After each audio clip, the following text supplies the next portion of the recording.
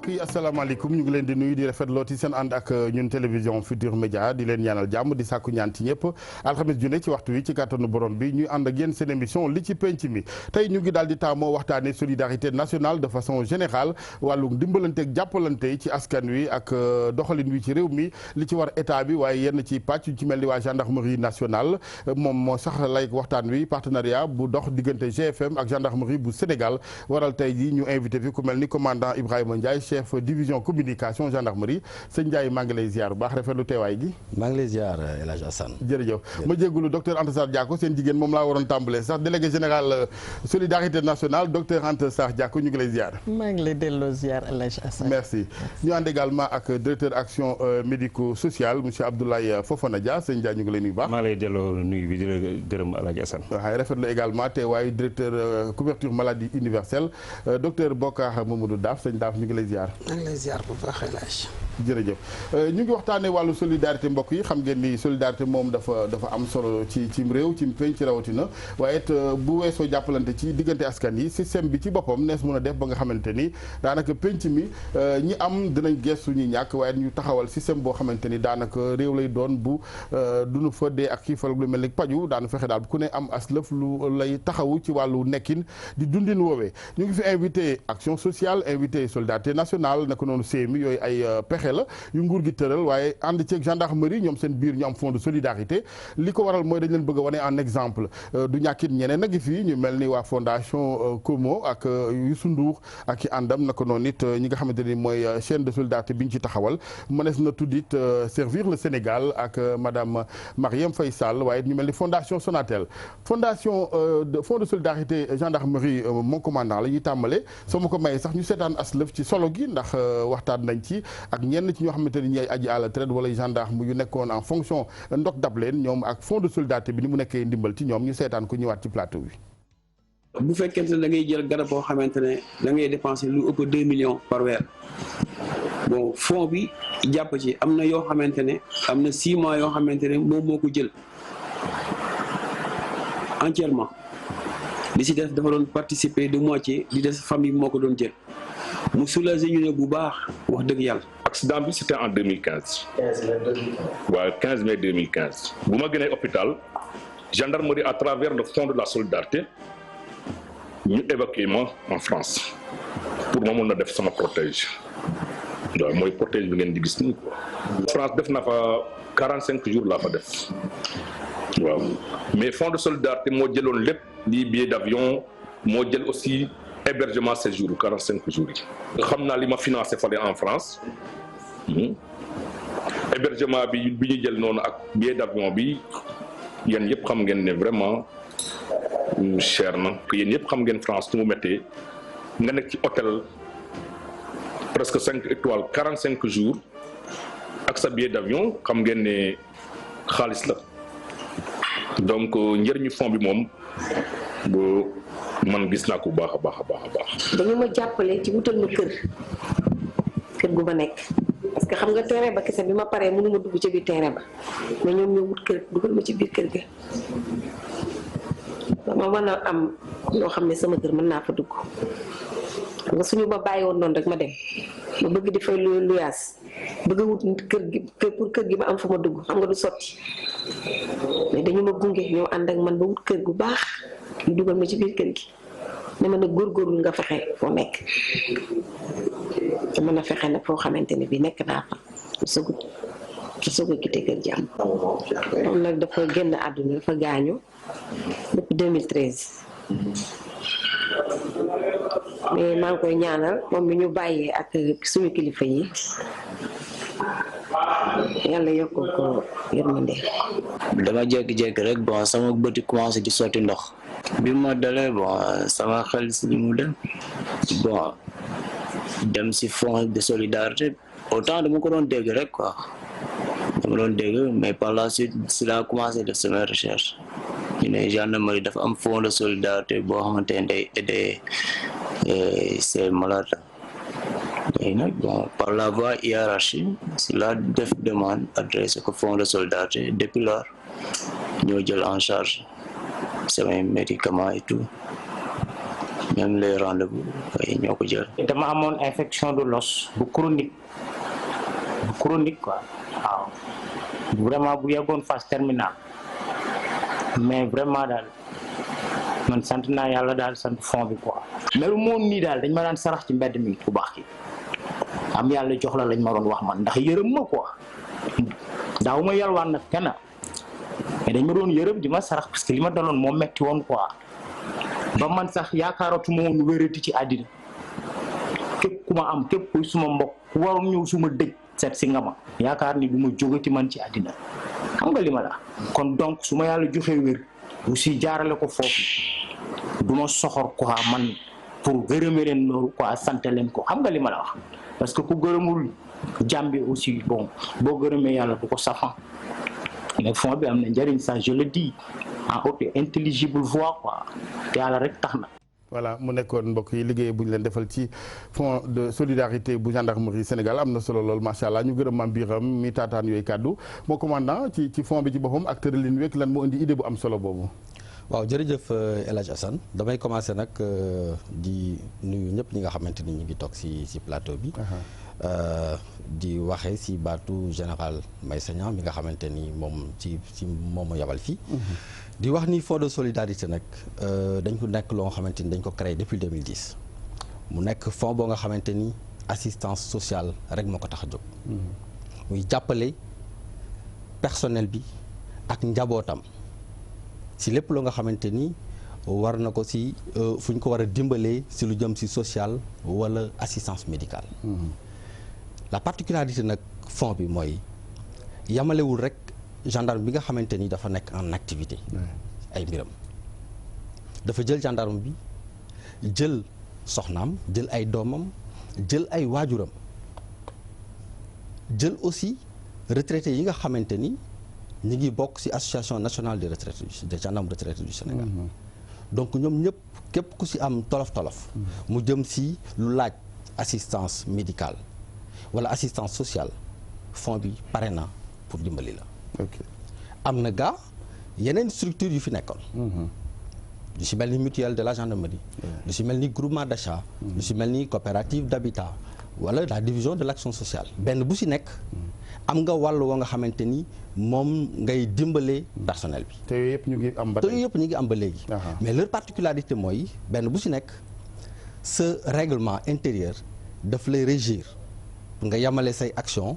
ci personnel bi nga xamante ni mi ngi nekk en activité ak njabootam njaboot gi mooy soxnaam ak ay doomam mais particularité fonds de solidarité dafa ñëw élargir loolu pour may ki nga xamante ni mooy liggéey ñu xool lépp loo nga xamante ni war na ko mën a gàllankoor fonds bi ñëw ni pare na pour dimbali la ci loolu parce que nit ki aussi soo koy liggéeyloo da ngay fexe nga teg ko ci conditions yi nga xamante ni conditions de vie mais aussi de travail yi koy permettre xel ma mu am. mu mën koo jëfandikoo pour def liggéey bi na mu gën a waree. c'est important surtout loolu ci takk der sax. ci takk der surtout. dafa laaj loolu nag depuis que commandement yi fi jaar ñëpp. kenn ku ci nekk def nga loo mën pour que wàllum social boobu nga def ci xarañte goo nga xamante ni personnel bi dina sentir ni. man mi kat kenn fàttewuma. très bien dinaa ñëw ci kanam ci li nga xamante ni mooy koppar yi gunge loolu lépp nag parce que am na solo na xeetu couverture la rek quoi ne couverture maladie universelle donte ñoom it ku ci ne ak sa pàcc docteur Daaf daf may aussi ma daal di embrayer rek dugg ci wàllu couverture maladie universelle ndax defe naa ni bu gendarmerie defee lu ni mal yeneen secteurs yi def ko yéen ngeen ne ci la ngeen ne ak solidarité nationale action sociale nag noonu yëf yi day gën a oyof rek waay noonu la yëf yi day gën a oyof comme ni nga ko xamee depuis 2013 gouvernement du Sénégal dafa décidé élargir couverture maladie universelle ci réew mi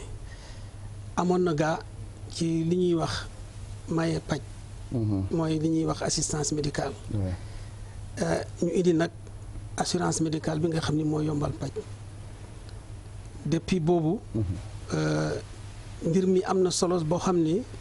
gouvernement bi dafa taxawal li ñuy wax agence couverture maladie universelle muy liggéey ci ñaari fànn yooyu benn bi soo jëlee couverture maladie universelle bi nga xam ni day yombal paj dañuy taxawal ay mutuelle de santé ci biir réew mi foofu nag dama bëgg insister ci mbir moo xam ni fonctionnaires yi ak yeneen yi nga xam ne dañ doon liggéey dañu amoon couverture. ñii dañu amoon imputation budgétaire ñalee am IPM. ñeneen yi nga xam ne dañu dem retraite ñu am IPRES. mais secteur informel bi paysanat bi ñi gën a ndóol. ñoom amuñu woon couverture. pour nag fexe ba population bi ku nekk gis boppam ci loolu. gouvernement bi décidé nañu yaatal mutuelle de santé yi. moo tax fi mu ne nii léegi enrôlé nañu ba ñu ngi am pratiquement soo seetee ci Sénégal daanaka mun nañu wax ni 49% de la population am na benn xeetu couverture boo am. soit ci assistance la walla ci assurance la. assistance bi aussi dañu wut seet ñi nga xam ni ñoo gën a soxla. maanaam xale yi nga xam ne dañuy judd. ba am 5 ans soo seetloo bu baax feebar yi ak ndeeteel bi foofu la gën a bare. ak yeneen jigéen yi nga xam ne suñu wanee lor. dañuy am ay jafe-jafe. léeg-léeg ñuy laaj opéré fekk suñu leen waree opéré mënuñu am xaalis bi nga xam ne dana leen tax a faju ñu yombalal leen loolu may leen. ñeneen ñi nga xam ne dañu mag dem ba retraite wala moom suñu liggéeyul sax dem nañu ba am 60 ans dootuñu liggéey amatuñu capacité productive. ñu fexe nag ba jël leen aussi en charge ñuy dem ci structure yi di faju xam nga période boobu aussi feebar yi foofu la gën a bare.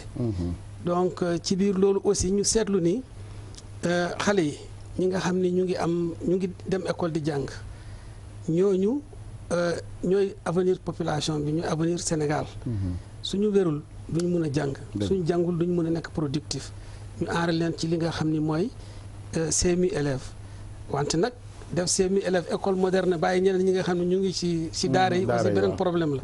moo tax tey ngeen xëyoo tey daara yi très bien dinañ ci ñëw ndax élément bi moo sama naataango Ali Fall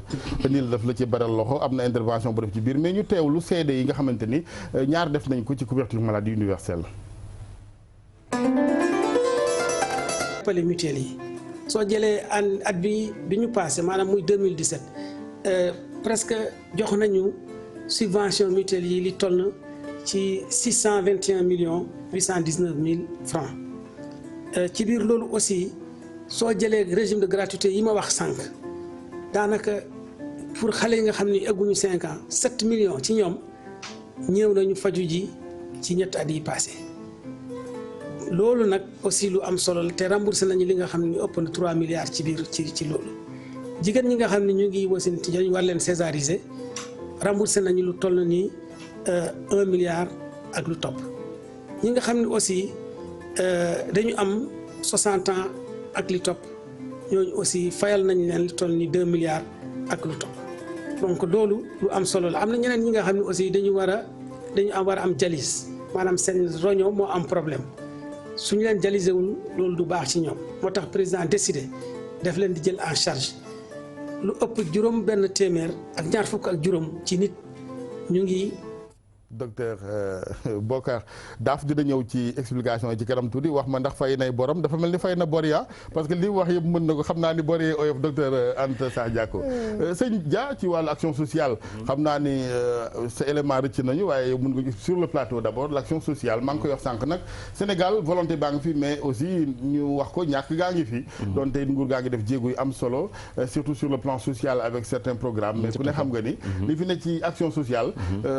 besoins sociaux du moins ak jàppalante rek moo ko mën a absorber yéen à votre niveau fan ngeen ci toll. tout à fait maa lay gërëm El Hadji Assane di nuyu sama natango yi toog ci plateau bi di remercier également seen téléspectateurs yi ñu seetaan.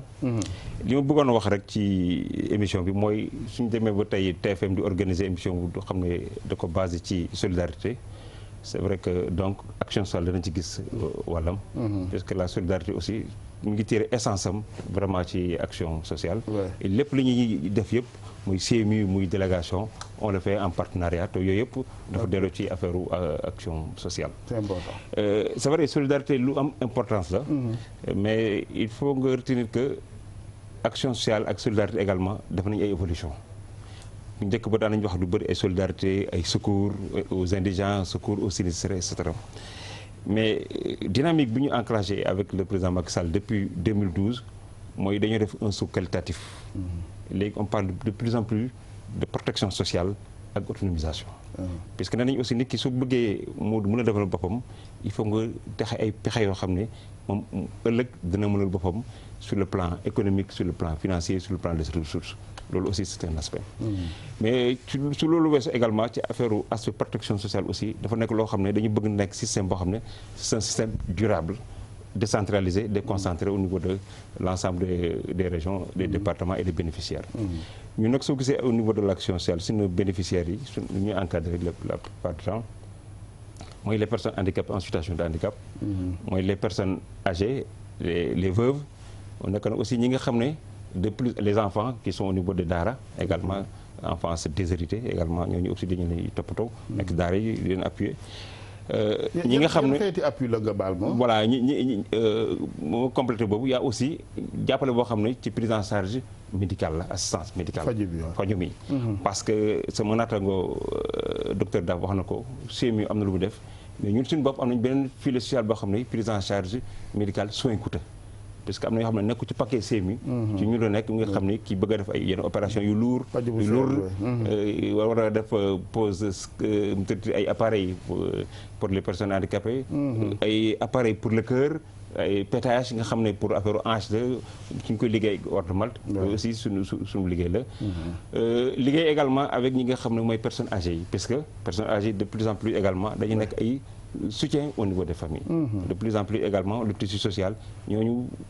à 60 ans ils sont toujours dynamiques. mënuñ jàppale nit ñi aussi soutien boo xam ne. de delluwaat également ci njaboot gi. parce que la plupart du temps on revient vers eux. l'autre chose sooy xool tey ci personnes handicapées yi mooy def ci le focus sur ça le président de la République depuis 2013 nu mu ko waxee. on a un programme bi ñuy tuddee en 2015 programme carte d'égalité des chances. et ça il faut dire que c'est une première en Afrique.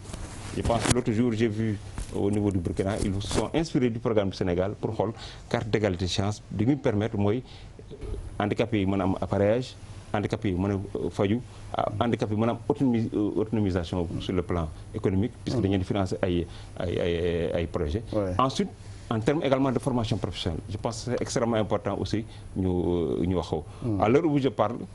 on a plus de 50 006 cartes d'égalité des chances. 56 000 voilà. te parmi ñooñu am na 17 000 yi nga xam ne ñu ngi ci mutuelle de santé yi en rapport avec la CMU. 25 000 qui bénéficient des bourses de sécurité familiale. je pense que la déléguée dana fi ñëwaat tout à l'heure pour wax ko. je pense que c'est extrêmement important ñu wax ko. li nga xam ne jëm na ci aussi prise en charge médicale je vous donne un exemple sur 2 ans 2016-2017. on a eu à prendre en charge plus de 2300 personnes yi nga xam ne à soins coûteux. yi nga xam ne c'est des millions et des millions. en 2000 jusqu'à entre 2016-2017. l'État a dépensé presque plus de 700 millions. Et cette année le président de la République a fait une allocation nouvelle. de 700 millions également pour prendre en charge l'assistance médicale au niveau des personnes. ça aussi c'est quelque chose qui est extrêmement important. D'accord merci docteur dinañ ci ñëwaat ci kanam ci wàllu accessibilité bi également. parce que yooyu yëpp am na solo nay instrument mais est-ce que nit ñi yëg nañ ko. est-ce que c'est fait de façon démocratique également loolu bëgg naa ci ay leeral. docteur Anta Sarr ci ba tey ci wàllu social gi bourse sécurité familiale yi. d'abord laaju tooñ bi mooy gars yi bi ñu gisee ni lim bi yokk dañu ne mais kon pauvreté bi moo yokk wala xalaate woo noonu. Alaaji Assane maa ngi lay gërëm di la sant di nuyu sama natango yi ma toog bokk ak ñoom plateau bi. Alaaji Assane damay door juste ci wax ne solidarité. suñu président de la République son excellence Macky Sall dafa ñëw indi ak vision bu bees yàgg nañ wax solidarité yàgg nañ dégg fonds de solidarité. mais bi mu ñëwee ci plan Sénégal émergent bi nga xamante ne dafa bëgg suñu réew jëm kanam. mais ñu def ko ci dimbalante ak ci réew boo xamante ne yoon daf fiy dox. te bi mu ko tegee nag moom la indi programme yu bëri sama naataango le DGC mi wax na ko. le directeur de l'action médico-sociale wax na ko. donc yooyu yëpp buñ ko indee boole ko ni ñu ko waxee moo indi protection sociale bi moo bëri tax programme yi bëri mais comme question bii nga ma wax léegi. mooy bu ñu ne dañuy dolli. ñi am bourse de sécurité familiale rek ñu ne ñàkk gi def déedéet c'est le contraire. puisque objectif bi lan la woon dañ ne président bi mu ñëwee dafa bëgg a atteindre 300 000 bénéficiaires moom la njëkk a doore bi mu waxee 300 000 ñu door ko ci njëkk année bu njëkk bi di 2013 ñu jël 50 000 année bi ci toppaat mu dolli 50 000 muy 2014. 2015 bi mu doublé ko ñu jël 100000 mooy 100000 mooy. téeméeri junni. année bi ci toppaat mu teg ci beneen téeméeri junni loolu moo indi ñu toll foofu. mais buñ ne dañu dolliwaat dañu dépendre ci lu ñuy wax carte de pauvreté te carte de pauvreté ñu ngi koy jëlee ci ANSD. ANSD moo xayma ne ñi pauvre ñëpp ci Sénégal ëpp nañ 450000 kon xam nga eggaguñu ci 450000 bi. 300000 la ñu yem. kon bu ñu bëggee egg ci 450000 boobu il faut que président dolliwaat. kon loolu ñu dolli firndewul ne. ñun dool dañu yokk. mais dañ ko atteindre gul. te ñu bëgg ko atteindre. voilà balaa ñu ñëwaat ci waxtaan wi ak it may dellu ci commandant Ibrahima Ndiaye bu gendarmerie dañuy seetaan liggéey boo xamante ne aussi suñu naataango Pedre Ndiaye indil nañu ko ba tey ñeel bourse sécurité familiale yi ñu ñëwaat ci waxtaan wi. monteek ñàkk xale yi ak wutal leen këyitu juddu muy loo xam ni day tax ñàkk gi du law ba ci ñoom. ñàkk bi mën na leen aar ba duñu am yenn feebar yi xanaa waaw moo tax man dama respecté ñàkk xale. ku ma gisul sax kuy ñàkk dama naan la yóbbu sa doom ñu ñàkk ko te xale yi dañ daan feebar du ma am lu ma leen fajee noonu leen daal téye di leen kii ba ñu tane daal mais bourse bi daal am na fi njëriñ daal waaw bu ñëwee bu ñu feebaree dina am lu ma si comp dem faj leen. sa doom bu ay amul kayitu juddu du dugg école wala bu duggee école di jàng bu waree def examen du ko def moo tax daal ma farataal ko ndax sa doom bu amul kayit forot la. parce que léegi njàng moo yor réew mi ku jàngul rek bokkoo ci dara kon nag loo ñàkk-ñàkk ak loo néew doole il faut ngay tester ci say doom di jàng ndax ëllëg ñu mën laa dindi sa coono. njël bu nekk ci bile programme dañu koy jox 20 junni at bu nekk ci diirug juróomi at waaye duñu ci yem ndax dañu leen di jàppale boole kaak taxawu firnde gi ci département bu Guédiawaye lëngoo bi am diggante délégation générale à la protection sociale et à la solidarité nationale ak ONG bi di Hélène Keller International tax na njël yi bokk ci programme de bourse de sécurité familiale yi di yëngu ci microjardinage ak yarum ginaar yi ñu la may ñu jàppale la indil la ay mbay table soo amee ay ginaar am mbay table suñu borom mun na la jàppale lu bëri mun na wàññeeku ci yow sama ginaar yaa ngi wax dëgg yàlla aw ma ci coono dañ may jàppale di ma ñëw di ma nemmeeku table yi tamit ñu ñoo ma ñëw bayal kon daal man ak yokkute laa koy ñaan di sant. programme national de bourse de sécurité familiale nguurug Sénégal mu ngi ko taxawal ci atum 2012 muy jumtuwaay buy tax ñu jële fi ndóol gi. Femmes du Sénégal, je suis rassuré. jigéen yu Sénégal sama xel dal na bi ma leen dénkee bourse de sécurité familiale yi ndax seenu bëggug njaboot rawatina seenu doom sunuy doom sax laay wax ndax ñooy yaakaaru ëllëg ni ngeen bëggee njaboot mooy wane ni yelloo ngeen ñu teg seenu loxo bourse yi te yaakaar naa ni yorin bi dina sell. Pour gérer avec parcimonie les bourses mises à la disposition des familles. La pauvreté a longtemps duré au Sénégal et n'a pratiquement pas régressé. ñàkk gi yàgg na ci réewum Sénégal daanaka mësta deltu ginnaaw looloo waral ñu taxawal bile programme lawal ko it ngir njël yi nga xam ne seeni yoxo jotul seen ginnaaw loolooy waral ci diir bu néew daañu gis ay coppite ci dundinu njël yooyule teg ci limu xale yiy dem l'école dina yokku xale yiy juddu di faatu tamit seen lim dina wàññeeku waaye li ñuy gën a wut mooy njël yi mënal seen bopp soppi doxalin ba mën a sukkaliku et l'augmentation du capital humain. Et pour cela, il faut une durée quand même de programme qui devra être un peu plus long. Donc pas 3 ans, mais plutôt 5 ans. fii ci Médina njël yi bokk ci programme de bourse de sécurité familiale tàmbali nañu mënal seen bopp ña ca bokk centre de promotion et de réinsertion sociale mu ngi leen di gunge Codé Touré ci la bokk tey jii jafe-jafe yi mu doon dund ci fàttaliku la mujj. centre bi li ma formé pour ma liggéey ci mooy ci commerce parce que man dama yàgg bëgg commerce biñ ma financé am benn financement boo xamante ne dañ ma financé 50 000 ci laa dem Rosso jënd samay malfa jënd samay parfum samay diw bopp depuis boobu ba léegi nag yàlla mag may suturaal chaque fin du mois ma dem léegi sama marchandise ëpp na te wax dëgg yàlla bourse familiale moo waral loolu parce que avant daaw ma amuma woon boobu activité mais bi bourse familiale moo tax may liggéey léegi ba am somme yooyu di dem di ñëw dëgg yàlla maa ngi sant yàlla bu baax maa ngi fayal sama doom yi ñu jàng maa ngi leen ciy faj. Marème ak i moroomam bokk nañu ci 300 junni njël yu programme national de bourse de sécurité familiale lim googu daañu ko yokk ba ci 300 junni njël fii ak atum 2017 rax ci dolli ak taxawaluk registre national unique di benn kàggu bi ñuy bind bépp njël bu néew doole ci xalaat. voilà mu nekkoon élément bourse sécurité familiale xam naa nag bourse bi dañ cee jox Vieux Diouf moo tax élément bi gën a gudd di gërëm bu baax jigéen ñu jàmbaare yooyu nga xam ni seetaan nañ leen ci film bi naka noonu docteur Anta Sakh Diako président Sall wax na ko jigéen ñi ak seen jàmbaar jatu wane na ko sama caméra woman bi mu ngi taxaw jamono yu ay càmmiñam toog yor seen caméra commandant Ibrahima Ndiaye la gendarmerie ci fonds de solidarité bi lay ñëwaat naka lañ koy financer lan mooy fi budget bi tukkee ndax si je comprends bien ndimbal aussi da ciy fekk loxol borom. waaw tout à fait waaw xam nga fonds de solidarité bi biñ koy taxawal commandement bi dafa bind kayit avisé personnel bi yëpp ni leen lii lañ bëgg a taxawal jox leen objectif yi lii leen nag ku nekk dañu bëgg rek benn participation symbolique buy tax nga dugal ci sa loxo pour que ëllëg boo ko soxlaa mu yomb ndaxte boo xoolee kenn ñaanul yàlla fond bi dimbali la parce que ku egg si fa fond bi di jógee pour ñëw jàppale la rek c'est parce que dépassé nga say moyens. dëgg la ñu bi ñu uniformiser lépp ñu ne benn gendarme bu nekk cotisation bi ñu lay laaj 1000 francs rek la 1000 francs weer wu dee gendarme bi jël si salaire am joxe 1000 francs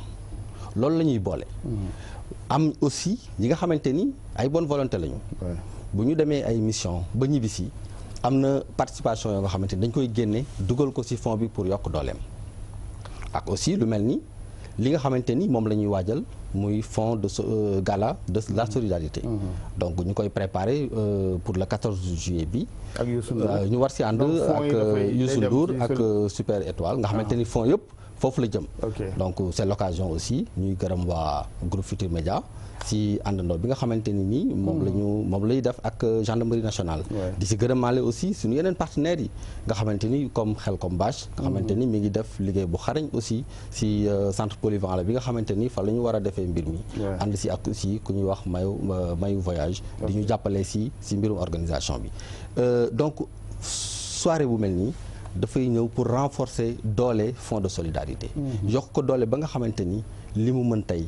dafay mën lu ko ëpp parce que loolu rek la si objectif boobu kese la si commandement bi am pour mën a organiser li nga xamante ni mooy gala de solidarité bi ñuy préparé le 14 donc yu mel noonu mooy alimenter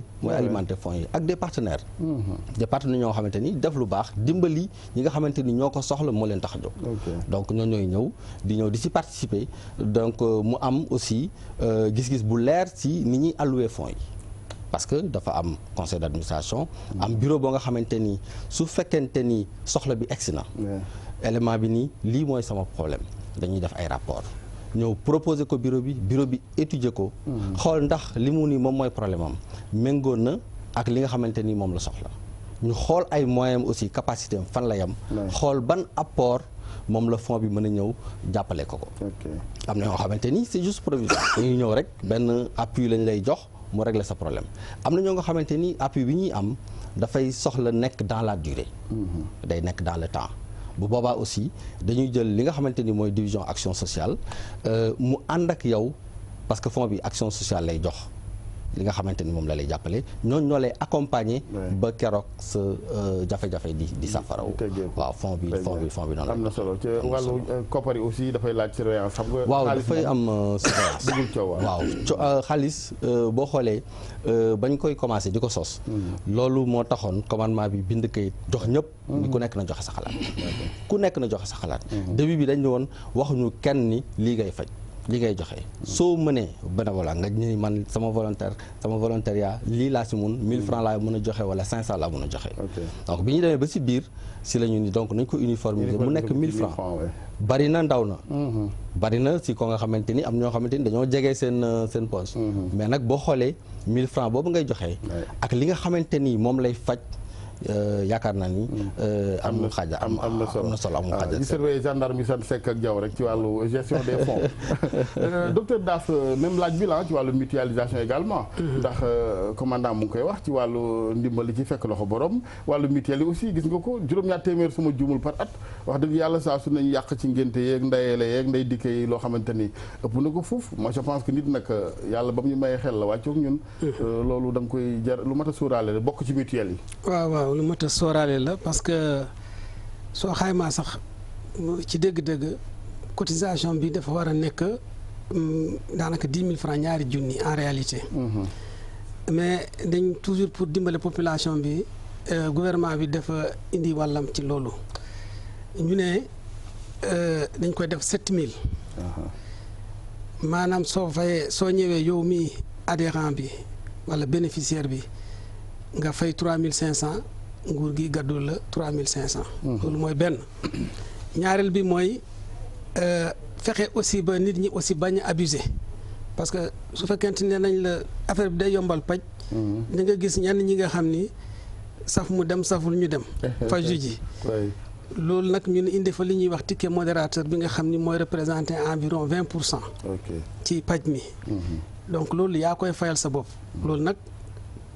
yaakaar nañ ni mënul gàllankoor accessibilité financière bi beneen bi aussi am na yenn xeetu garab yoo xam ne dafa xaw a cher mooy yi nga xam ni mu ngi ci officine yi su fekkee foofu nga bëgg a dem soo demee yaay fay genn wàll gi wante cotisation nag aussi moom moo yor assurance maladie moo yor mutuelle de santé nit ñi suñu cotisé wul du mun a sotti mënuñu rek xaar subvention ci gouvernement gouvernement bi su décidé woon def approche bi nga xam ne approche bevéridgienne la ñuy wax day laaj ay impôt utiliser système am fayal nit ñi seen système d'assurance wante fii approche bi nga xam ne approche Bismarck la mooy nit ñi nañu contribuer loolu mooy suñu option fii loolu nag dafa laaj ku nekk ci ñun su fekkee engagé wu nga cotiser ni mu waree cotisation 3500 ma fàttali ni c'est moins de 10 francs par jour donc loolu yomb na yàlla très bien war nañ ci mën a bàyyi xel maintenant pour la CMU docteur bor bi nekkoon na coow li ay fan wax dëgg yàlla nit ñi aussi demoon nañ ba xaw a di ñàkk yaakaar tuuti est-ce que loolu aussi am na tan léegi fay ngeen ci bor bi loo xam ni dina mayaat CMU mu noyyi defe naa gëj ngaa dégg nit ñi ci kii bi ci rajo yi télé yi ñuy wax nañ ma fay ak yoreel nañ ma sangam ak nangam donc am na ay chiffres yu ma fi waxoon sànq loolu sax dépassé nañ ko daanaka mun nañ jàpp ni ci structure de santé yi nga xam ni dañuy fay gratuité des soins fay nañ lu toll ni 5 milliards léegi ci mutuelle de santé yi fay nañ lu ëpp à peu près 2 milliards donc nit ñi ñu ngi noyyi di def seen i liggéey normalement ma fàttali nag côté boobu aussi c'est important que ñu xam ni ci dépense wala source de financement bu système de santé agence couverture maladie universelle bi ci di instant bi mu ngi représenter environ 10%. donc loolu mënul gàllankoor système de santé léeg-léeg gars yi dañuy wax nag pour d'autres raisons mais nañu jàpp ni que même su fekkoon ni yéex na warul gàllankoor fonctionnement système de santé bi te dégguñu fenn fi nga xam ni nee nañu structure tëj na parce que amatul moyen li mu liggéeyee mais justement bañ loolu moo tax évidemment ñu yuuxu pour gars yi teel jóg système bu dañu bëgg bu sax bu structurant quand même docteur Dia sànq yaa ngi doon développé ma la doon laajaale wala accessibilité aussi parce que bu fekkee lu baax daa am fenn fii ñu koy soxla baax na ñu koy xam pour l'accessibilité quand même tout à fait maa ngi lay gërëm encore une fois de plus peut-être dama ma gën a wax sama naataango yi parce que ñoom ils ont un support médiatique pour développer pour équilibrer un peu non mais xam voilà je t'en dis en passant maintenant ce que je veux li ma bëggoon a wax ci mbir moomu c'est accessibilité bi loi soo demee ci loi d'orientation sociale par exemple luy concerner les personnes handicapées dañ ko ci boole pour nga xam ne dans tous les projets étatiques nga xam ne dañuy construire ay édifices publics et même yeneen structures yi nga xam ne dañuy construire ay projets autres là ñu sóoraale accessibilité physique pour les personnes handicapées si loolu weesoo également il faut ñu xam ne action sociale am na 45 centres de promotion et de réinsertion sociale léegi gis ngeen sax ba ñuy wax affaire délégation les bourses ñu ngi wax ne ñu ngi liggéey ak centre de promotion et de réinsertion sociale. ñooñu ay structure de base yi nga xam ne ñu ngi ci biir quartier yi. di fa liggéey ak les ONG les partenaires au développement ñoo gën a proche sooy xool en terme d' approche ñoom population yi parce que ñu ngi ci biir quartier yi. l' autre chose bi mu bëggoon wax El Hadj Assane mooy ci li ñuy def ci mbirum personnes handicapées également il faut ñu gën ko wax ak personnes âgées yi soo xamee léegi loi d' orientation sociale jëlañ ci décret boo xam ne day yombalal examen yi nga xam ne personnes handicapées yi nga xam ne ñu am ay difficulté beneen aspect également loi d' orientation sociale bi il faut ñu wax ko mooy dans quelque temps incha allah le président de la République son excellence le président Macky Sall dana mettre en place li ñu tuddee la haute autorité pour les personnes handicapées nga xam ne partenaires état yi état bi administration ak handicapé seen bopp ñooy toog di saytu seen problème mu affaire handicap en terme d' inclusion de développement et d' autonomisation loolu aussi yeneen mbootaay lay doon waaw lan mooy différence bi fi ne ba fii ak lu mu fi indi de plus mooy dañuy gën a am une réelle prise en charge beaucoup plus correcte des besoins et des perspectives pour les personnes handicapées. loolu aussi c'est important. loolu aussi genre d'inclusion la pour war leen li ci ngi bokk. dégg saxa les personnes handicapées dañu bëgg nekk à l'Assemblée nationale. au conseil autre là ñoom su ñu amee genre instance boobu dana gën a permettre état bi mu gën a jël en charge seen préoccupation. et puis elles ont raison hein, parce que yow doo handicapé bëgg a waxal handicapé. voilà ça c'est loolu aussi Sénégal aussi il faut yooyu dakk. loolu bàyyi leen ñoom ñoo xam seen i difficultés. ak yi ci gën a fës ñu koy waxal seen bopp. loolu beneen aspect mooy le fonds d'autonomisation des personnes handicapées. Je pense qu'on parle beaucoup de solidarité sànq wax naa ko ñaari leviers yi nga xam ne le président de la République def na ko en place mooy la protection sociale ak l'autonomisation.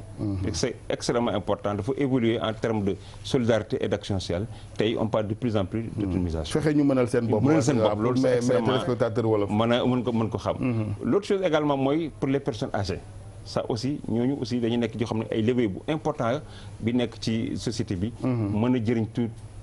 société bi gën a mën a encadrer également la société les autres cibles ñoom aussi ci lañ bokk peut-être pour sur 3 ans on a pu financer au moins 609 projets pour les personnes âgées. Ça c'est extrêmement important. On a financé également plus de 450 projets pour les personnes qui sont malades de la lèpre ñu nekk ci village de reclassement social. pour dire que action sociale lu muy ëmb dafa bëri. te triptyque également bu ñu xam ne dañu koy def bañ koy yemale rek ci action sociale pure mais ce que la santé fait également dañ ko war a considérer mu nekk ci biir action sociale. puisque suñu jëlee tey ñu def stratégie nationale de financement de la santé wax na léegi ñaari levier la ñuy jël mooy l'équité et la solidarité. équité mooy fépp yi nga xam ne yaa ngi ci Sénégal nga bëgg a faju mën a faju avec le plateau technique adéquat. je pense que c'est extrêmement important ñu wax ko. loolu amagul moom. si ñu commencé nañ ko puisque soo xoolee. Sëñ Diagne hôpital Kédougou ak Dakar bokkul. mais c'est en construction. loolu aussi moo tax il faut que le président loolu la comprendre moo tax mu jël 4 hôpitaux yoo xam ne Touba Kaffrine Kédougou ak Sédhiou pour construire ko. pour que au lieu que nit ñi di jógee ci gox yooyu du ñëw ci Sénégal. di faju ñu à Dakar. war na dakk de parce que ay rawale nañ ko Dakar principal. loolu nag mooy objectif bi loolu war nañu quand même voilà wàññi loolu daal. travaux yi commencé na l'autre aspect en matière d'accès aux soins également. mooy ren xam naa boobu ngay daanele. et voilà fa laay daanele et pour une première. mooy Sénégal am nañu mot financement bourse pour 400 spécialisations. loolu day permettre à ce que spécialistes yëpp. mën na nekk Kédougou mën na nekk Sédhiou mën na nekk Tamba bi nga xam ne gën a jege. est-ce que booyee nañ ko ci clause yi balaa ñu leen di jox bourse yooyu parce que docteur yi ñëw ñu état bi fay leen ñu ne fes dem ubbi ay non loolu c'est une clause non est-ce que duñu ko jéem a dugal ci contrat leen loolu tam xel la de jéem a coince gars yi ñu bañ a daw après. non bien sûr formé leen ba pare ñu dem loolu ministère de la santé et de l'action sociale liggéey na ci bu baax en rapport avec la direction des ressources humaines liggéey ci également avec le ministère en charge de la formation. am na solo parce que day yomb trop xaalisu réew mi formé la nga ubbi say privé di faj xam naa yeneen aspects yi dana ci gën a leeral ci kanam incha allah docteur Anta Sarr Diacko tey ban xayma ban évaluation ngay def ci bourse sécurité familiale yi ak ndax gars yi ci dugg li warloon ñu dugg ci gis ngeen ko ay ndongo yoo xam ni seen njàng wékku na ca ñoo xam ne am nañ cay këyit ak njaboot yu fa doxee am autonomie sur le plan économique ba xajal ñeneen ñi. merci El Hadj Assane xam nga dañu njëkkee woon door ci fonds de solidarité.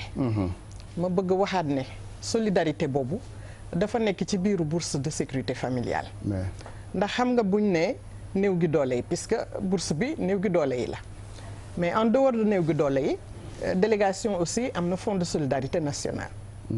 ndax bi président ñëwee en 2012 la ko rattaché indi ko ci délégation donc fonds de solidarité boobu sama naataango yi toog yëpp wax tey li nga xam ne ña ngi koy def gendarmerie lii mu bëgg a def tey délégation mi ngi koy def puisque dañuy recevoir ay demandes d'aide de secours ay malades donc ñi ngi jàppale ay nit ñuy def ay pacemaker di def intervention chirurgicale cancer yi tamit ñi ngi ciy def yu bëri ñi ngi leen ciy dimbale ñi ngi teg ay convention ak hôpital Dantec hôpital Fann Augu ak même hôpital Diourbel yooyu yëpp pour dimbale nit ñi nga xamante ne seen loxo jotul seen ginnaaw pour ñu faju te faju boobu tamit du ñu joxe dara ci loolu aussi rek la ñuy ñaaxaat toujours sénégalais yi puisque état mënul def lépp te bu tegaatee yeneen programme c'est pour que nit ñi jéem a bokk ci programme yooyu ndax CMU daf fi nekk tey te ñooñu di ñëw ci ñun tey néew doole tey état daf leen ubbil benn bunt ne leen juróom-ñaar téeméer nga mën a faju te doo fay ordonnance yomb wala ñaar téeméer sa doom tamit dem CMU à l'école kon loolu yëpp dañ ñu war a dimbale bu ko defee 10 gi nekk ci suñu fonds de solidarité ñun puisque ay demandes yu bëri de multiples demandes la ñuy indi di ñu ko jox loolu tamit mën ñu wàññeeku kon loolu tamit plaidoyer la bu ñuy def pour sénégalais yi xam ne le président de la république Macky Sall bi mu ñëwee ba léegi lu leen di dimbale pour ñu am wérgu yaram bu boobaa gis nga ñi ñuy wax ñëpp dem gendarmerie sax bu ñu toppee CMU bi fonds de solidarité gendarmerie bi mën na jëriñ leneen lu dul di faj. wala mu noyyi tuuti. parce que li fi ne ci action sociale. dafa bari dafa yaatu de ci réew mi. c'est ça donc ñoom rek bu ñu demee ci CMU bi te loolu damay ñaaxaat tuuti waa gendarmerie. ñu jàppale président aussi ci loolu. yéen a ngi def seen fonds de solidarité mais pousse leen aussi nit ñi ñu dem ci CMU bi. ci juróom-ñaar téeméer bi ndax bu ngeen ko defee rek. coono googu dina leen teggeeku te dinañ mën a faju te du ngeen am jafe-jafe te ñoom ñëpp santé bi ñuy wut ci suñu réew dinañ ko am beneen bi El Hadj Assane mooy liñ ciy wut toujours mooy programme bi ni mu ko tënkee xale ba nga juddoo ba ñu nekk màgget ñëpp a ngi ci biir programme bi ndax loolu moo indi ñu bëgg gratuité des soins à la naissance xale yi ci biir programme bourse bi dañ koy am du ñu fay dara lañ dul fay ba pare ñoom ñi ci bourse bi yëpp dañ leen dugal ci CMU bi te du ñoom rek ñi nga xamante ne ñooy jigéen ñi comme ni ñu koy déggee mais njaboot gi yëpp muy papa doom yaay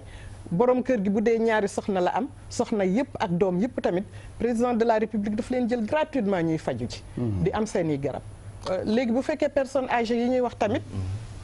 président dafa ñëw bi ñu ñëwee 2014 ne buñ ko yemaleti ci ñi nga xam ne dañu am doom yu ndaw mais nañ ko élargir loolu yëpp pour wanewaat solidarité gi président bëgg ci njabootu Sénégal donc personnes âgées yi tamit bokk ci ñoom tamit ñuy faju am gratuité comme tout le monde ak seeni njaboot beneen bi muy autonomie bi ngay wax puisque dañuy bëgg toujours booy dimbale nit bu ëllëgee tamit mu dem ba mënal boppam foofu la ñuy demee ne dañu bëgg ñu autonome boobu nag gis nga dañu wuti ay partenaires def li ñuy wax ay alliance stratégique donc depuis 2013 am nañ benn alliance wane nañ ko sànq muy HKI boobu boo gisee ñu wane woon ko surtout njaboot yi nga xamante ne puisque 2013 la njaboot yu ndaw yi puisque dañu doon lutter aussi contre la malnutrition donc ñu defal leen ay poulailler nen yooyu xale yi mën ciy dund ñu tegal leen tamit ay jardinage ñu mën a am ay vitamine A pour def ko mais boo gisee yeneen soxna yi ñu wane sànq ñu wane ne ci CPRS bi lañ ne ñooñu aussi beneen solidarité dafa judduwaat puisque bu ñu jotee seen bourse ñoom ci seen bopp dañ leen former ci CPRS bi ñuy def ay tontine donc tontine boobu ñuy am pour wane rek ne 25000 yooyu am na ñu naan dañ ko xeeb xoolal soxna yi ñu fi wane léegi ñoo ko waxal seen bopp ñoo ko dund xeebuñu ko tey jii ci 25000 yooyu ñu leen di fay du dërëm bu leen El Hadj Assane may nii bu ma leen may ñoom ci 25000 yooyu ñuy jot par trimestre xoolal ci la ñu teg seen tontine bu kenn teggee jox kenn mu dem tukki ñi def commerce ñi fayal ci seeni doom d'autant plus que fayu école bi tamit dafa ñëw puisque xale yi dañuy jàngi yëpp aussi état bi daf leen koy jël voilà justement loolu mooy but fondamental ba émission bi mooy pousser les gens à s'organiser moo tax ñu jël aussi la gendarmerie comme exemple mon commandant est-ce que di ngeen sóoraale gars yi jóge jëree laago ci guerre yeeg yooyu wala ñooñu bokkuñ ci dafa am beneen fond dinaay faral di gis xaw ma ndax c'est l'armée ou la gendarmerie bala muy jum ñuy ñaxtu souvent ne ay laissés pour compte la ñu est-ce que à votre niveau yéen la gendarmerie ñoom am nañ ci wàll ci fonds de solidarité bi waaw ñëpp am nañ ci wàll boo xoolee ni ñu tërëree charte yi nga xamante ni ñoo régir fonds de solidarité donc bari na si yoo nga xamante ni ñëpp ñu ngi si biir même avant fonds de solidarité bi am na li ñuy wax mutuelle de la gendarmerie nationale mutuelle boobu déjà ba fi ñu koy waxee nii ils sont actifs ils sont très actifs nit ki su feebaree lépp luy soin externe mutuelle daf koy jël en charge lépp lay jël en charge. donc même lépp luy analyse lépp loo nga xamante ni nii soin externe la mutuelle daf koy jël rembourser ko ki nga xamante ni moom mooy intéressé bi donc ñooñu ñëpp ñu ngi ci biir. bëri na ay actions yoo nga xamante ni nekkul rek fonds de solidarité moo ko jël. mais fonds de solidarité dafa ñëw ëmb lépp. xool fi nga xamante ni moom fa la ñu amoon ay jafe-jafe parce que règlement bi dafa régiroon dafa strictoon un peu si ña muy war a jox ndimbali fonds de solidarité ñëw élargir ko. daal di jël ñëpp dugal leen ci biir. et c'est l'occasion aussi ñuy remercier le chef de l'État. parce que bi fonds bi di soog a jóg avant muy am doole bëri na action yoo nga xamante ni suñ ko jotee war a dimbali ay doomu aadama te fonds bi dooleem attanu ko chef de l'État day jóg. accompagner fonds bi ça c'est l'occasion vraiment ñu remercier ko ci action yoo nga xamante ni jot na ko def appuyer fonds bi pour que suñu yenn maladies yi nga xamante ni dafa disoon trop ñu jàppale leen yóbbu leen bitim réew ñu faju ji ñëwaat donc di ko santé bu baax a baax le président de la République en tout cas daal lépp loo nga xamante ni képp koo xamante ni yaa ngi en activité wala nga nekk retraité bokk ci association nationale des gendarmes retraités du Sénégal wala nga bokk ci njabootu gendarme fonds bi jël na la en compte. ok les retraités dañu ko ne di fay 1000 francs wala. waaw retraités yi dañu nekk ci benn association. ok association boobu mooy joxe une cotisation symbolique. très bien donc du individuellement la ñuy cotiser mais symboliquement la association bi di joxe sa participation. donc ku ci am soxla aussi ñu jël ko prendre ko en charge donc boo xoolee sànq ci témoignage yi ñu am nañ ci benn retraité boo nga xamante ni il en a bénéficié. wax na ko di gërëm aussi di gërëm fonds bi. très bien am na solo docteur Daaf ci tey ci suba yéen a ngi doon lancé CMU ci daara yi yéen yaatu na mais amuloo impression ni dañu waroon di def ndànk ba renforcer yenn ak yi consolider ko ngeen baal ma bëgguma këpp ji suuf ci cere ji mais léeg-léeg de façon générale état day bëgg aussi politique de prestige fu nañu dégg ko faaki tur yu rëy am naa nangam sangam am naa ñoom sëñ janaan action sociale dépensé nañu li mais est-ce que duñu consolider léeg-léeg les acquis balaa ñuy dundati sésame ga fi woon ak it na séemi la na doon dab séemi daaw ak daaw jéeg defe naa du am nañu ay initiative yu bëri dëgg la mais initiative yooyu soo seetee adhésion yi ni ñuy demee nekkul nii que ñëpp ñooy mabbandoo ñëw benn yoon rek adhéré par tuuti la donc dafa laaj sensibilisation mais aussi population bi échantillon boo jël pàcc boo jël dañu am les mêmes droits ci dugg ci couverture maladie universelle kon mënuñu leen bàyyi li ñuy wax CSU couverture sanitaire universelle dañuy wax ne que il ne faut laisser personne derrière bu ñu bàyyi kenn ci ginnaaw moo waral nag suñu waxee waxu élèves yi ñu wax aussi waxu ndongo yi mais plus que ça xam nañ ni aussi ñi nga xam ne ñu ngi ci secteur informel ba léegi dugguñ ci mutuelle yi am na ci ñi nga xam ne ñu ngi dugg ci Transvie mais ñu ci gën a bari ils ne sont pas encore mutualisés moo waral aussi ñu jël foofu ay jéego def ay jéego waxtaan ak yeneen ministères yi nga xam ni ñoo leen di encadrer ñooy seen tutelle pour que ñoom it ñu mën a dugg ci mutuelle de santé yi loolu yëpp nag soo seetloo bu baax a baax c'est ci day dem ci intérêt population yi nga xam ne ñoo ko gën a soxla xale yi nga xam ni amuñu moyen mënuñ fajal seen bopp léeg-léeg sax suñu feebaree xamuñ lu leen jot pour que ñu mun leen jàppale mais aussi assurance maladie lenn am na ci plus nit ñi di bëri plus muy gën a baax xam nga 3500 du dara suñu bàyyee nit ki ak 3500 am ci at bi nga am benn feebar bu ndaw da nga koy dépenser benn yoon mu jeex mais principe bi mooy principe de solidarité et d'entraide maanaam dimbalante ñi nga xam ne dañu ñu cotiser pour ñeneen ñi voilà ñi feebar alors ñi nga xam ne dañu wér ñu faj leen parce que ñu ngi liggéey am nekk productif indi leen ñi nga xam ne amuñ dara aussi ñi nga xam ne am na as tuut ñi nga xam ne mun nañ ko joxe ñu joxe ko pour que ñu mun a ñëpp mun a bokk nekk solidarité nationale comme ni ko président de la république waxee am na sax ay réew yoo xam ni dafa am parce que lii solidarité horizontale la parce que ñëpp ay fay 3500 solidarité horizontale la am na ñeneen ñi nga xam ne dañuy def solidarité verticale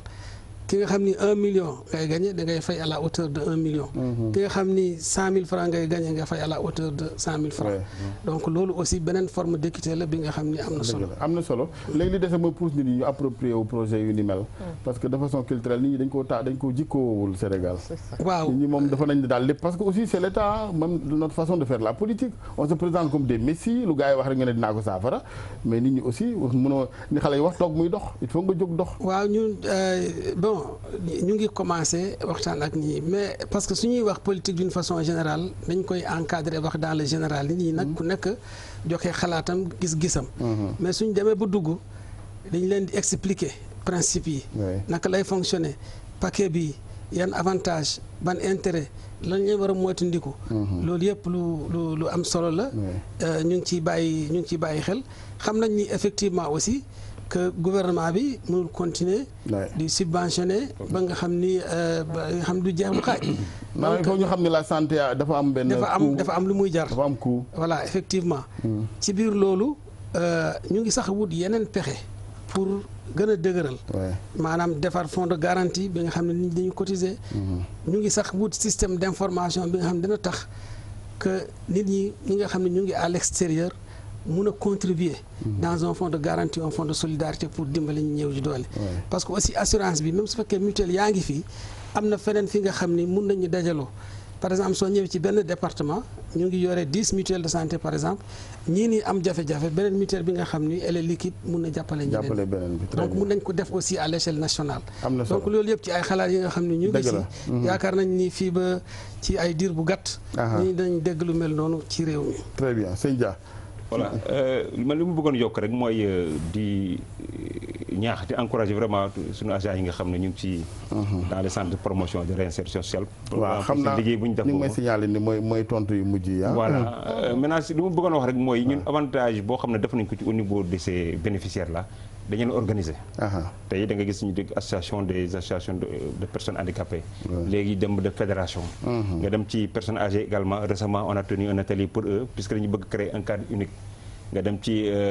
les malades de la lèpre ñoom tamit am nañu seen association lëkkaloog les handicapés. loolu aussi c'est important pour que ñooñu nga xam ne ñooy bénéficier loolu gën a mën a lëkkaloo gën a organiser wu. te ci instance yi ñu gis yëpp muy handicapés yi muy veuves yi et cetera am na ñu tuddee caisse de solidarité. ñoom seen bopp. ça aussi c'est extrêmement important ñoom ñu te loolu aussi CPRS yi ak services départementaux yi ak services régionaux yi ñu leen ci gën a ñaax.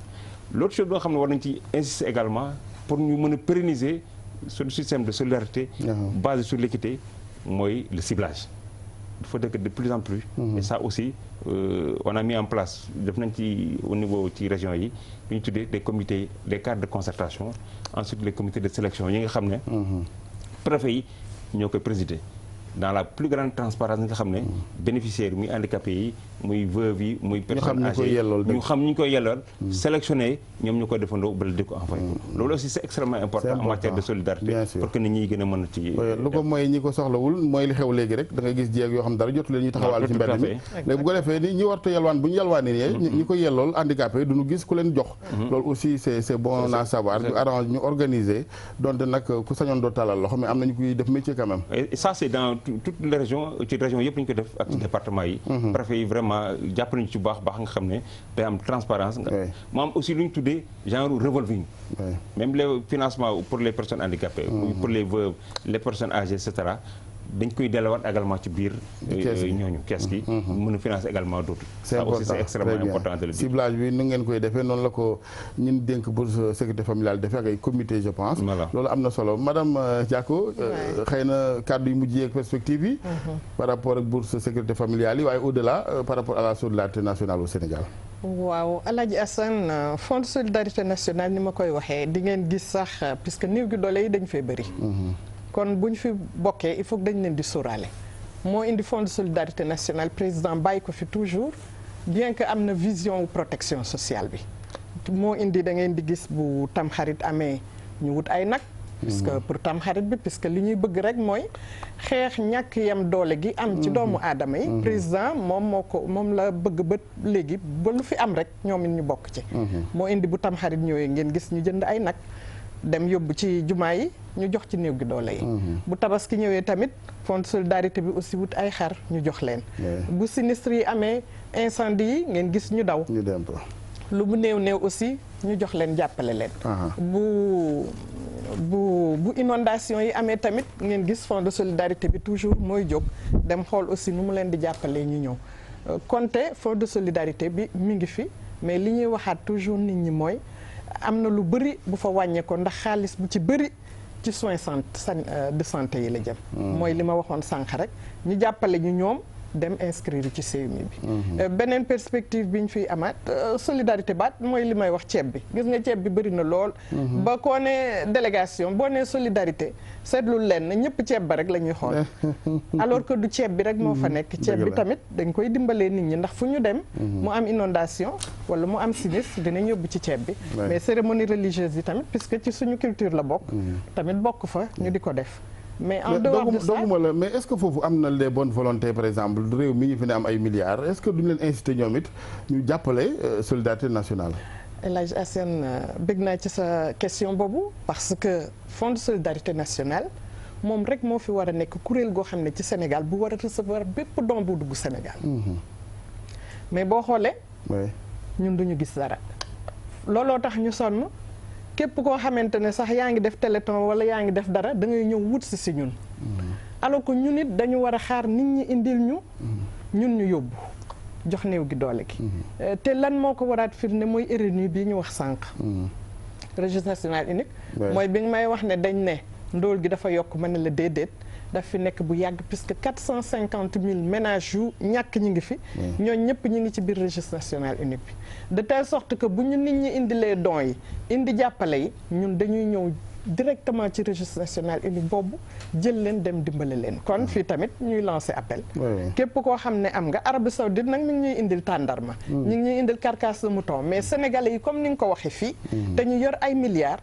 fonds de solidarité nationale mi ngi fi. pour ñu ñëw aussi jàppale ci pour ñu am na solo Arabie Saoudite ne leen ñu def ko ay rial ndax jabet bi dafay xaw a am doole. tàndarma yi moom na ko def ay rial dégg naa tàndarma du joxe jabet suukar boobu ak d'accord waaw tàndarma dafa moom xam nga comme suñu sang bu tedd bee ko digle. waaw voilà mu ko ma génnaat foofu. waaw perspective bi ngay bëgg wax nag mooy toujours autonomisation bi.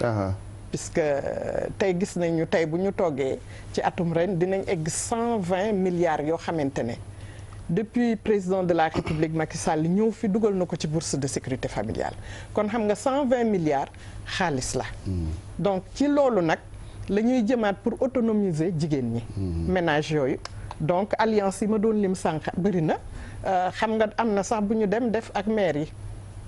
ak le ministre de l'élevage ñu def autosuffisance en mouton. donc fi mu ne nii ñu ngi dugal ménage yi nga xam ne dañu am bourse de sécurité familiale ñu dugal leen ñuy yar ay xar di yar ay nag.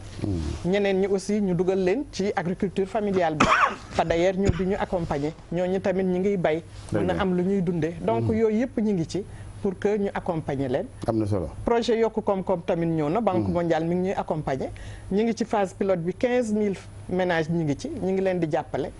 tàggat leen. jox leen ay activités génératrices de revenus loolu yëpp mooy perspective yi pour mën a dem vers ñu mënal seen bopp ëllëg mu dolleeku ci liñ doon xam naa réflexion bi xajul fii dinañ ko yeggale ndax même état bi sax xam naa ni am na yeneen ni formule ba ci investisseurs yi les grands chantiers yi ñu am ak les grands investisseurs yi ñëw ci réew mi war nañ mun di ko dugal ci clause de contrat yi bañ leen a bare ak seen sago ñu naan ay responsabilité sociétale koñ boo sanc bañ ñu mer nga dugal fa benn poste de santé wala di leen jox ay xar yu ñuy ngénte ak yeneen yooyu ay baab la je pense que sur le plan sociétal war nañ gën a mën a yokk loxo yi ci wàllu contrat borom alal yu am solo yooyu di ñëw suñu réew di fi am ay liggéey ñu jeexale kon suñu partenaires yi monsieur Daaf bu dee am loolu yokk tuuti parce que tey moom c'est la gendarmerie à l'honneur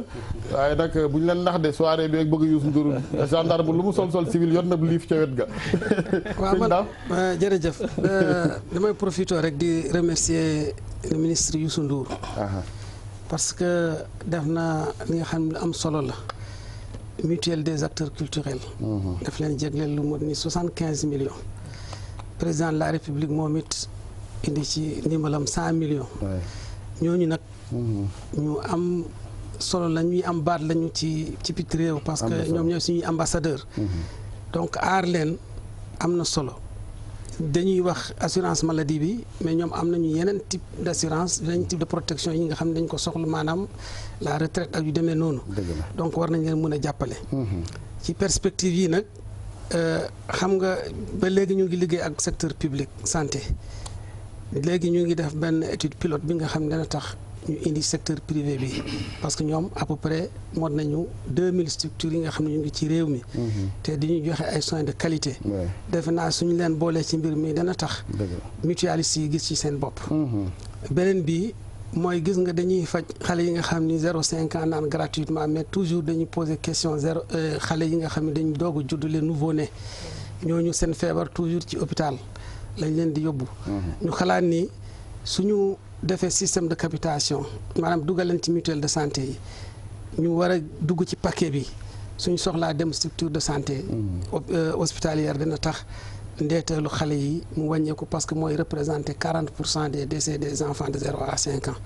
beneen bi aussi mooy li ma waxoon sànq secteur informel bi. ñooñu aussi ñoom ñoo yor koom-koom Sénégal. il faut ñu dugal leen ci il faut qu'ils s'organisent. voilà dégg naa fan ni ambulant yi ñu ngi waajal am na ci benn groupe ambulant yi waajal benn mutuelle de santé ñoo lëkkaloo di liggéey ensemble te loolu ñoom sama sekkeen bi ñoom mulaay ak yooyu. voilà am na solo ñoom vraiment yooyu yëpp ay xeeti yee nit ñi la. xam nga am réew aussi boo bëggee nit ñi avancer da ngay wax liy dëgg maanaam li dëgg mooy état li ëpp ci nit ñi mooy li ko war mais ndimbal da ci fekk loxo borom. waaw nit ñi itam jóg yëngatu adhéré approprié wu les projets ak lépp luy intention yu baax ngir askan wi bañ rek toog di werante. beneen bi may mujjee mooy loi bi. loi sur la couverture maladie universelle. suñu demee ba taxawal ko ñu ngi commencé liggéey ak parlementaires yi dana protéger définitivement. Sénégalais yi pour que nga xam ni dañuy indiquer naka lañ koy financer lan mooy paquet minimal bi. naka ku nekk war ba yan droit la am ak yu demee noonu. loolu dana ci baax. incha allah mon commandant kàddu yu mujj yi pour la gendarmerie ci wàllu kon mutuelle bi naam social gi waaye it partenariat bi GFM. voilà merci beaucoup El Hadj Assane donc damay wax ni tey waxtaan na seen lu bare si mbirum fonds de solidarité. mais nag bëri na liggéey boo nga xamante ni commandement bi mi ngi koy def. jaarale ko ci li ñuy wax division action sociale jaarale ko ci mutuelle gendarmerie ak coopérative d'habitat de la gendarmerie. di ko def jëmale ko ci personnel bi. mi ngi accompagner famille pour seen i denrées alimentaires yomb ci ñoom bu ay tabaski jotee mu yombale leen acquisition xar yi. di fexe ba gendarmerie di am ay kër. loolu mu nekk politique boo xamante ni c'est extrêmement important. dem ba am benn slogan un gendarme un toit fexe ba benn gendarme bu nekk. am kër am ñoo nga xamante ni dañuy préférer jël seen terrain tabaxal seen bopp am na ñoo nga xamante ni dañuy topp projet bi commandement bi accompagner leen yombalal leen ko wutal leen terrain tabaxal leen ko ça aussi c'est important ñu wax ko pour que ñu xam ni seetaan nañu personnel bi fi nga xamante ni nag foofu la ñuy daanelee mooy li nga xamante ni moom la ñu jublu muy gala bi nga xamante ni mooy gala de la solidarité ñu ànd si ak Youssou Ndour ak le Super Étoile groupe Futur Média ànd si ak Khelcom Badge di leen remercier si initiative bu mel nii si jàppalante bi nga xamante ni am na si suñu diggante ñu si profité nag di woo ñëpp di wax d'abord que ne gendarme yi lii seen mbir la donc yéen a ko moom yéen a xewle c'est pas ouvert aux autres publics c'est les gendarmes d'abord les gendarmes ok parce que nag ñoom moom bénéfice su mbir mi di woo partenaires yëpp ñëpp ñoo xamante ne ay autorités lañu ay bonne volonté lañu di leen ñaan ñu ñëw en masse parce que lépp loo ci def rek ci ndimbal la jëm lépp loo ci mën ci def ci ndimbal la jëm donc c'est l'occasion vraiment ñu remercier ñëpp ñi nga xamante ni pour l'instant dugal nañ ci seen loxo ba mu fees lool ba nga xamante ni am nañ yaakaar ni liñ ci yaakaar commandement bi dina ko ci gis inch'Allah en tout cas ay initiative yu am solo la mën naa wax sax su ma doon ab oustaz ne jaamu yàlla ngeen di def yéen yëpp ndax c'est important le social réew mi am na ci yoxoy jotul ginnaaw gi faaw ñu leen di baxel surtout j'insiste encore une fois les milliardaires de ce pays là bu ñu toog rek naan pale ba am na fi ñoo denc loo xam ne mënuñu koo lekk seen njaboot mënu koo jeexal ñu rënk ko ci banque yi y a même des comptes dormants la xam ni ñu ko tuddee nan fexe rek wax ko sërëxal ko ci social gi vraiment jaamu ci yàlla bu ko defee mu doon compte bancaire ëllëg ba maa ngi lay gërëm docteur Anta Sarr Diacko di délégué général solidarité nationale ñu ngi lay gërëm bu baax gërëmati laay wax saa su ne sëñ Dia directeur de l'action médico-sociale Abdoulaye Fofana Dia sama bokkam Thiès naka noonu commandant Ndiaye Ibrahima bu wàllu communication gendarmerie tey nag waa Thiès ñoo ay docteur Daf moom xam naa mbokk Alsaan ak Mamoudou la moo de moom c'est au nord c'est ça docteur Daf Sévi maa ngi lay gërëm di la sant ak toute la réalisation Vieux Diouf waaye samay naatangoo Pedro Ndiaye Ali Fall bu couverture maladie universelle Alioune Diagne sëñ Dabaax ci wàllu caméra sama caméra woman Diatou Ndiaye waaye surtout yéen ñu doon seetlu ak teewlu mbokk seetaan ak teewlu li ci penc mi ak télévision Futur Média léeg-léeg ma jaawale ko yoon wi xam nga ñun xamul Medina lan dëkk wala Almadi ñu ngi leen di gërëm mbokk yi ba alxamis incha allah